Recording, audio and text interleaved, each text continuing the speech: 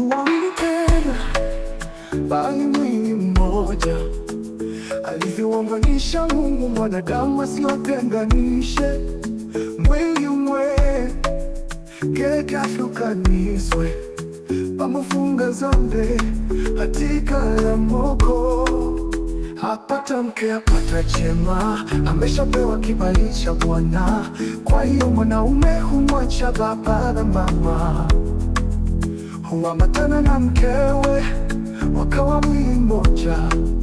Si maneno tu, ni agano la milele. Mapenzi yao ni sadaka mbele za Bwana tena, bali mwili mmoja.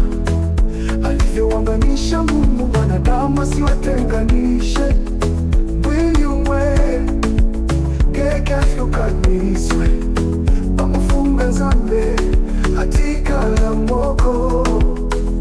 Enyi wake watini waume zenu, kama kumtii Kristo aliye Bwana. Maana mume ni kichwa cha mkewe, kama Kristo ni kichwa cha kanisa. Enyi waume, wapendeni wake zenu, kama Kristo alivyolipenda kanisa, akajitoa kwa ajili yake kwa upendo usioisha. Afadhali wawili kuliko mmoja, maana hupata thawabu ya kazi yao.